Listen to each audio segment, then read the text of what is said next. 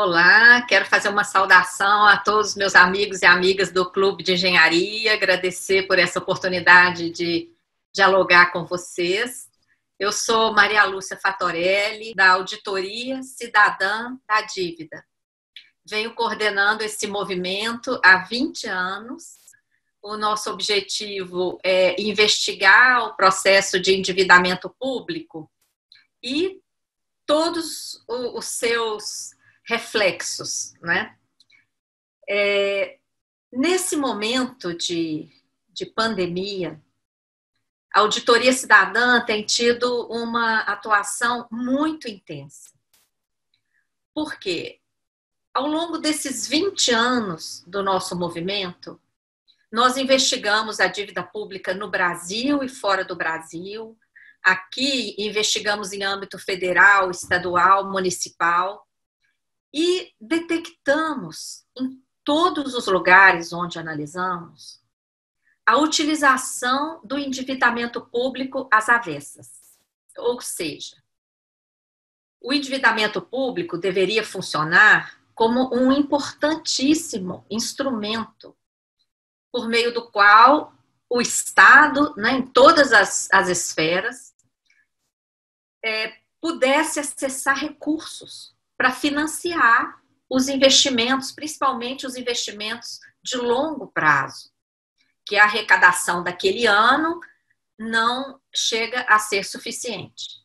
Então, em tese, o endividamento público deveria ser um grande viabilizador das necessidades do Estado, né, do atendimento aos interesses da população, através desse financiamento. No entanto, o que a gente viu nessa investigação, em todos os níveis? Verificamos a utilização de vários mecanismos financeiros. Mecanismos que usam o endividamento público, transformando esse importante instrumento numa forma de transferir recursos, principalmente para o setor financeiro. Tá? Então, só para dar alguns exemplos para ilustrar isso, no âmbito dos estados.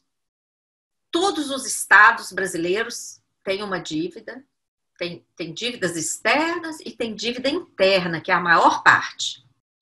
Uma dívida interna do Estado com a União. E essa dívida é resultado de um refinanciamento que o Tesouro Nacional fez lá no final da década de 90. Na hora de fazer aquele refinanciamento, 60% do valor, em média, em alguns estados foi um pouco menos, outros um pouco mais, mas em média, 60% do valor refinanciado não tinha nada a ver com dívida. Eram passivos dos bancos estaduais. A maioria deles foi privatizada. O passivo daqueles bancos foi transformado em dívida pública. Então, aqueles bancos foram privatizados, entregues ao Bradesco, Itaú, Santander, etc., que compraram aqueles bancos públicos que cada estado possuía. Eles compraram uma verdadeira joia rara e eles receberam aquelas instituições com toda a carteira de créditos a receber, com toda a clientela, os edifícios, os equipamentos, receberam tudo, todo o patrimônio daqueles bancos e todos os créditos, e todos os bens. O passivo, que era o osso, né, foi transformado em dívida pública de cada estado. Até mesmo nos estados onde não houve a privatização do banco estadual, foi feito um saneamento do banco estadual e aqueles passivos viraram dívida pública. A União refinanciou essa dívida dos estados em condições onerosíssimas. A União aplicou IGPDI para corrigir aquele valor. Não só o valor do passivo dos bancos, mas o valor de dívidas anteriores existentes passaram a ser corrigidos diariamente pelo IGPDI. que é o maior índice de atualização do país, e uma atualização encavalada, corrigindo um saldo em cima do outro, e além disso, ainda aplicou juros de 6% a 9%. Então, o que aconteceu com essas dívidas dos estados? Essa base inflada, e já vinha inflada por outros fatores também, que eu estou simplificando aqui, não é? Então, essa base inflada passou a ser atualizada de uma forma galopante, de tal maneira que os estados já pagaram 3 vezes essa dívida para a União e ainda devem cerca de 5 vezes. Então, isso aí significou, durante todos esses anos, uma sangria de recursos, por trás dessa dívida, obrigação de implementar uma série de medidas de ajuste fiscal, de cortes, impedindo os estados de investir, de contratar obras, de atender às necessidades da população, principalmente em saúde, educação, etc. Então, vejam vocês, esse passivo de bancos não tem nada a ver com a dívida. Foi o esquema denominado PROES, tá? E impactou a dívida. E essa dívida vem sendo paga, não é? E agora ameaçada de ser renovada em procedimento da chamada securitização. Então, essa securitização é um novo esquema, uma nova forma de gerar dívida, criada pela cúpula do mercado financeiro mundial, porque a gente viu esse mesmo desenho, essa mesma engenharia financeira na Grécia, quando eu tive a oportunidade de trabalhar na auditoria lá, convocada pelo parlamento grego. Essa dívida dos estados, que já foi paga mais de 3 vezes e agora está em torno de 5 vezes aquele valor refinanciado, vai ser submetida a um processo de securitização. A lei complementar 173 acabou de ser aprovada agora em plena pandemia. O projeto de lei foi analisado no Senado no dia 2 de maio, um sábado à noite. Esse sábado, gente, entre a sexta-feira, que foi 1º de maio, e o domingo. E nesse sábado, dia 2, foi o dia do depoimento do Sérgio Moro, que tinha acabado de sair e estava depondo lá em Curitiba. E toda a mídia estava voltada para isso. Nesse dia é que foi votado o projeto 39, que gerou a Lei Complementar 173, que traz essa questão da securitização. Nós já vínhamos combatendo esse projeto, essa engenharia financeira, e a Câmara não conseguia colocar em votação. Desde 2017, ele estava em regime de urgência. E eles não conseguiam votar.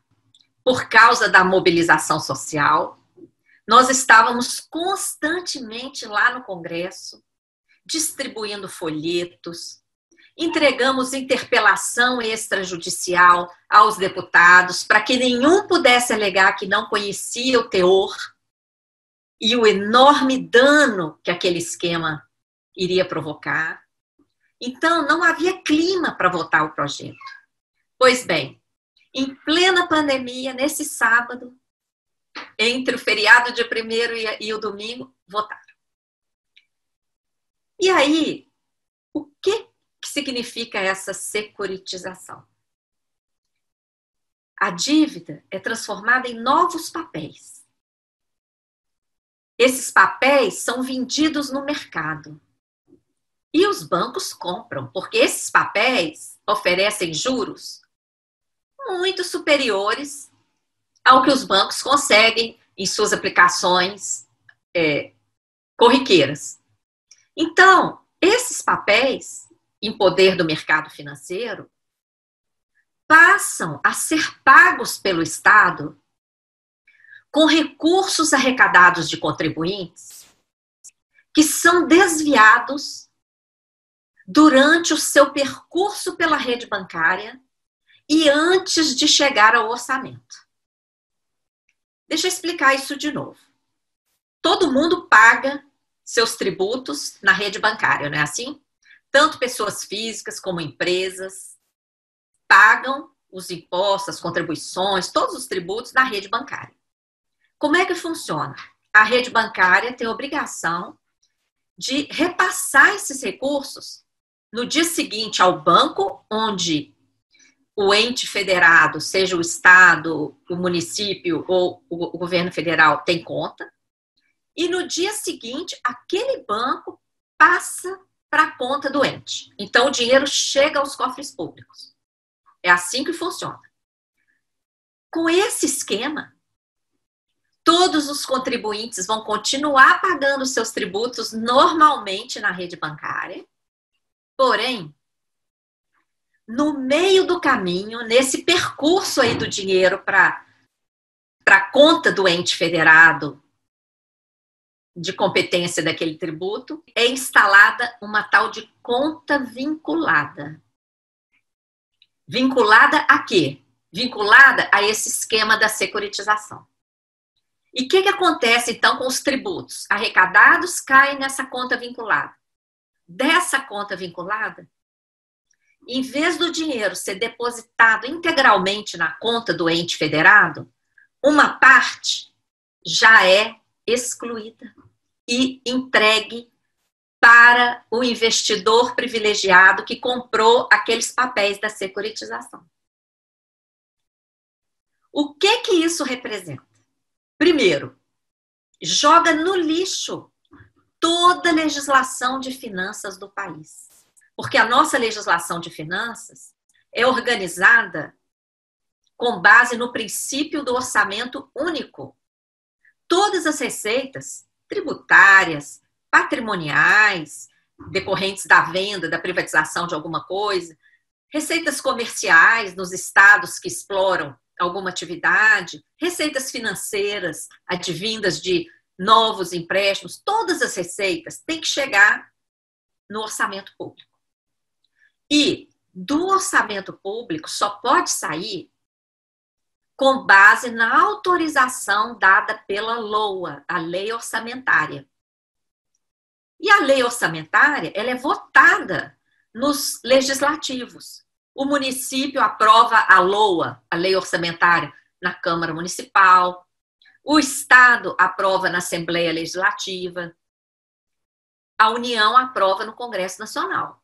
Então, a lei orçamentária, ela é a principal atividade do parlamento, tá? É o controle do orçamento do executivo, tanto na hora de autorizar a destinação dos recursos, como fiscalizar depois. O que vai acontecer com esse dinheiro que vai ser desviado da conta única e nem vai chegar no orçamento? Esse pagamento da conta única direta para o investidor privilegiado será um pagamento por fora do orçamento. Não vai ter controle. Então, todo o arcabouço da legislação de finanças do país está afetado por esse esquema. Além disso, o ente federado perde o controle sobre a totalidade da sua arrecadação. Qual é a garantia que o banco, que controla ali a conta vinculada, vai destinar o valor correto? Quem vai ter acesso a essa conta vinculada? Se todo o funcionamento bancário aqui no Brasil é protegido pelo tal do sigilo bancário. Quantas pessoas vocês já ouviram falar sobre isso? Quase ninguém fala. Nós, da Auditoria Cidadã, então, temos tido uma dedicação enorme para elucidar esse esquema e com várias iniciativas, né, para que os órgãos de controle em cada estado possam tomar providências. A gente já teve uma grande vitória em Minas Gerais, nós fomos convidados a participar, assessorar uma CPI, uma comissão parlamentar de inquérito que aconteceu em Belo Horizonte, investigou a CPI, a PBH Ativos S.A. A PBH Ativos S.A. foi uma dessas empresas criadas para operar esse esquema de securitização em Belo Horizonte. Nós assessoramos essa CPI, o nosso relatório foi entregue ao Tribunal de Contas do Estado de Minas Gerais. O Tribunal de Contas proibiu a emissão da segunda remessa de debêntures que essa empresa iria fazer, proibiu. E agora, recentemente, mandou suspender os pagamentos daquela primeira remessa que vinha sendo paga. Porque ficou comprovada a fraude, o desvio do recurso. Agora, é infame que uma lei federal tenha incluído esse esquema fraudulento no arcabouço jurídico, legal do país. Né? Então, nós temos denunciado isso. É importante que o Clube de Engenharia denuncie também, porque hoje, com o orçamento existente, os estados já não têm capacidade para contratar obras. Já não tem.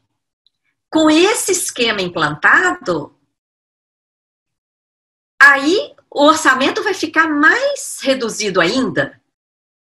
Então, toda a economia real, toda a economia produtiva fica prejudicada. Então, nesses tempos da pandemia, a gente tem dado uma grande dedicação para denunciar esse esquema da securitização.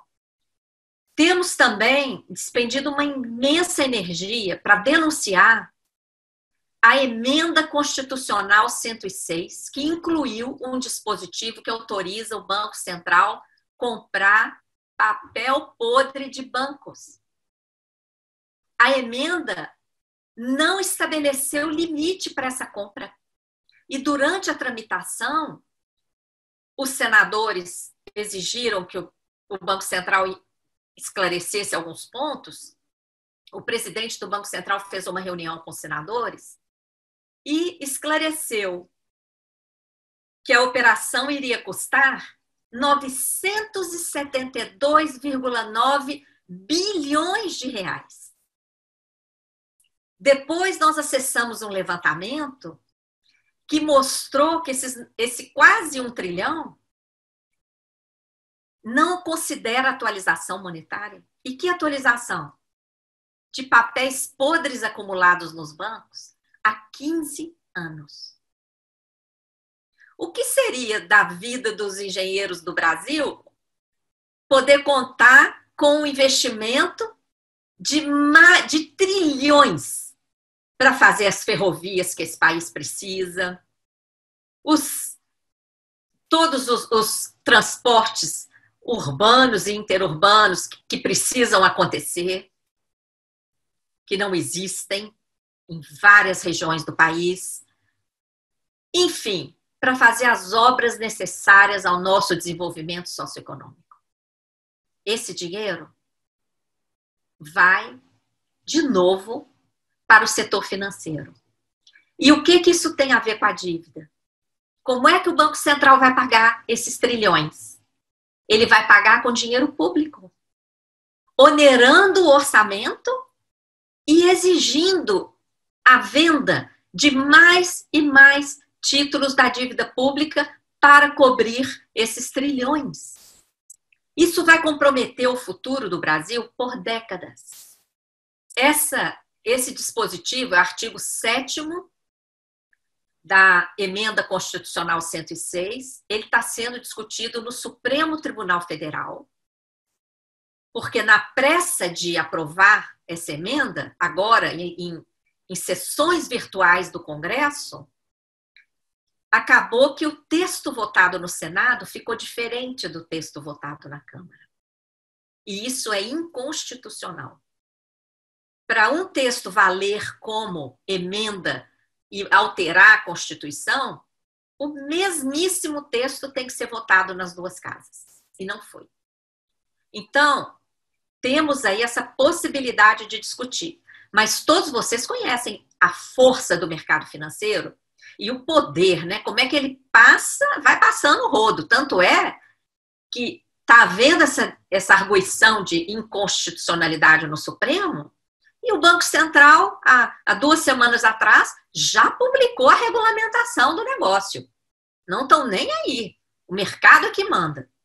Então, é muito importante também que todos, né, vocês do Clube de Engenharia, nos ajudem a pressionar o Supremo Tribunal Federal para abrir audiências públicas para discutir isso, porque não é possível que nós vamos comprometer trilhões de reais na compra de papel podre. E mais, papel podre que os bancos já se ressarciram. Não são papéis que estão comprometendo o sistema financeiro. De forma alguma. Todo mundo está acompanhando os lucros recordes dos bancos no Brasil. Esses papéis, acumulados ao longo de 15 anos na carteira podre dos bancos, a cada ano, os bancos já se ressarciram dessas perdas. Porque essas perdas fazem parte do negócio deles. Então, na hora de apurar o lucro, eles deduzem essas perdas. Então, é um negócio que não tem justificativa sob nenhum prisma. Tá?